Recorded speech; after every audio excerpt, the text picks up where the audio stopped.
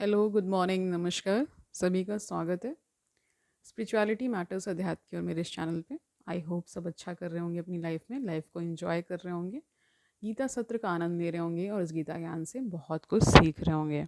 तो हमने 10वां अध्याय शुरू किया था जिसका शीर्षक श्री भगवान का ऐश्वर्य है। अभी तक हमने 35 श्लोक तक कर लिया था। आज 36, 37 और 38 करेंगे और बाकी के जो श्लोक हैं 42 तक कल कर लेंगे और फिर ये क्या होगा, अध्याय समाप्त हो जाएगा और हम 11वें अध्याय में प्रवेश कर जाएंगे जिसका शीर्षक विराट रूप है। ठीक है, तो शुरू करें आज के सेशन। Let's get started. 36 देखिए।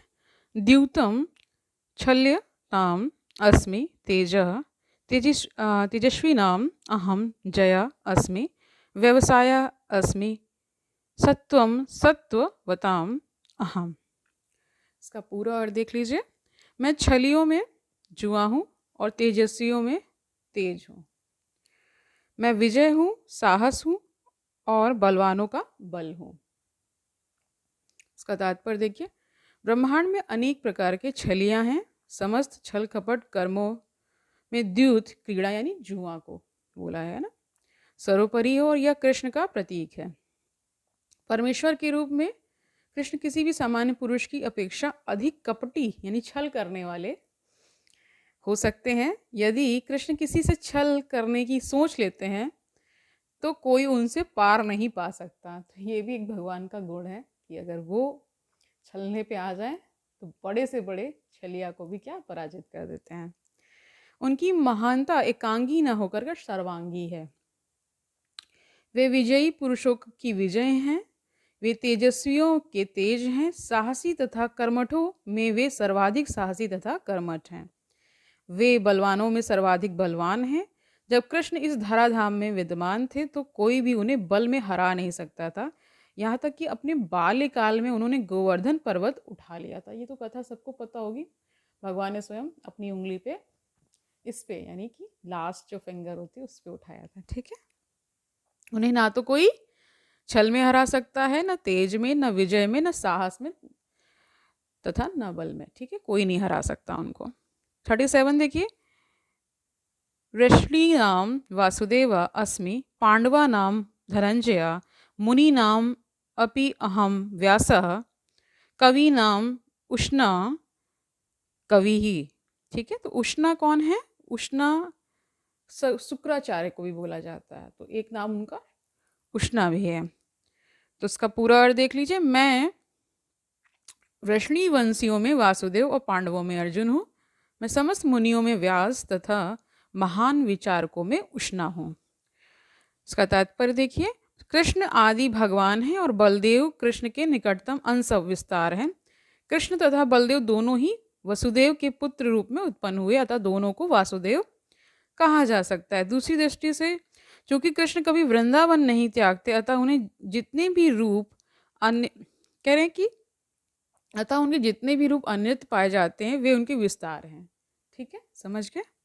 वासुदेव कृष्ण के निकटतम अंश अवतार हैं, अतः वासुदेव कृष्ण से भिन्न नहीं है। अतः इस श्लोक में आगत वासुदेव शब्द का अर्थ बलदेव या बलराम माना जाना चाहिए, क्योंकि वे समस्त अवतारों के उद्गम हैं और इस प्रकार वे वासुदेव के एकमात्र उद्गम हैं।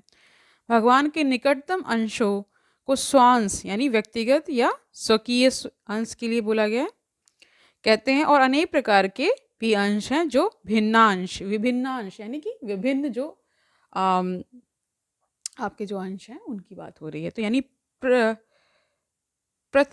पृथकीकृत यानी पृथक करने के अर्थ में है ये अंश कहलाते हैं। पांडु पुत्रों में अर्जुन धनंजय नाम से विख्यात हैं। वह समस्त पुरुषों में श्रेष्ठतम है, अतः कृष्ण स्वरूप हैं। मुनियों अर्थात वैदिक ज्ञान में पटु विद्वानों में व्यास सबसे बड़े हैं, क्योंकि उन्होंने कलयुग में लोगों को समझाने के लिए वैदिक ज्ञान को अनेक प्रकार से प्रस्तुत किया। और व्यास कृष्ण के एक अवतार भी माने जाते हैं, अतः वे कृष्ण स्वरूप हैं। कविगण किसी विषय पर गंभीरता से विचार करने में समर्थ होते। कवियों में उष्णा अर्थात शुक्राचार्य असुरों के गुरु थे। वे अत्यधिक बुद्धिमान तथा दूरदर्शी राजनेता थे। इस प्रकार शुक्राचार्य कृष्ण के ऐश्वर्य के दूसरे स्वरूप हैं। 38 देखिए। दंड दम्यताम अस्मि नीति अस्मि जिगिष्ताम, यानी जिगिष्ताम का अर्थ है विजय से। मौनम च एव अस्मि गुह्यानाम ज्ञानम ज्ञानवताम अहम। इसका पूरा अर्थ देखिए, अराजकता को दमन करने वाले समस्त साधनों में से मैं दंड हूँ। ठीक है, और जो विजय के आकांक्षी हैं उनकी मैं नीति हूँ। रहस्यों में मैं मौन हूँ और बुद्धिमानों में मैं ज्ञान हूँ। इसका तात्पर्य देखिए, वैसे तो दमन के अनेक साधन हैं, किंतु इनमें सबसे महत्वपूर्ण है दुष्टों का नाश। जब दुष्टों को दंडित किया जाता है तो कृष्ण दंड देने वाले दिन मतलब उनका स्वरूप ले लेते हैं ना।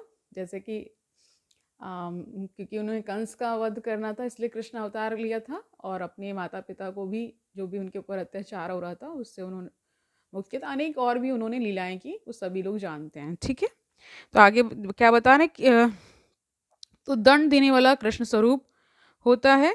किसी भी क्षेत्र में विजय की आकांक्षा करने वाले में नीति की ही विजय होती है। सुनने, सोचने तथा ध्यान करने की गोपनीय क्रियाओं में मौन धारण ही सबसे महत्वपूर्ण है, क्योंकि मौन रहने से जल्दी उन्नति मिलती है।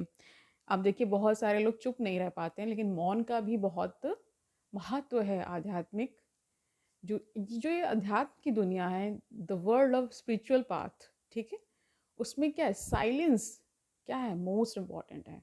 अगर आप 1 घंटा 2 घंटा साइलेंस को प्रैक्टिस कर लेते हैं तो आपकी जो कंसंट्रेशन पावर है, जो आपकी ध्यान करने की, जैसे होता है ना कई बार कि आप पढ़ते हैं लेकिन ध्यान नहीं लगता, ध्यान बार बार इधर उधर जाता है, तो उसके लिए सबसे अच्छा क्या है, थोड़ा शांति होकर शांत में बैठ जाएं।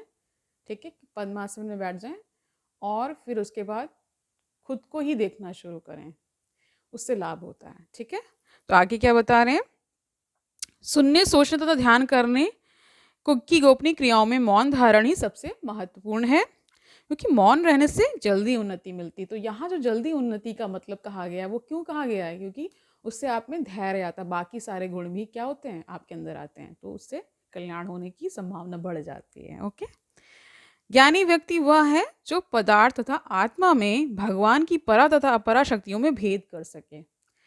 ऐसा ज्ञान साक्षात कृष्ण है, यानी ज्ञान को भी क्या बोल दिया गया, कृष्ण ही बता दिया गया। भगवान अपने ऐश्वर्य स्वरूप में ज्ञान को भी क्या कहते हैं, वर्ण करते हैं। ठीक है, तो आज के लिए इतना ही रखते हैं, कल मिलते हैं। कल ये अध्याय समाप्त हो जाएगा, तब तक क्या करना है आपको, ध्यान मनन चिंतन करना है, अच्छे विचारों को क्या करना है, कॉन्टम्पलेट करना है, उसका कॉन्टम्पलेशन करना है, यानी मनन करना है। ठीक है, कल मिलते हैं, तब तक के लिए आनंद से रहिए, सुखपूर्वक अपना जीवन व्यतीत करिए, दूसरों को सुखी करिए, किसी क्लेश ये सब में मत फंसिए, हर एक कर्म की चेकिंग करते रहिए जो भी करने जा रहे हैं। ठीक है, कल मिलते हैं, तब तक के लिए हरिओम तत्सत।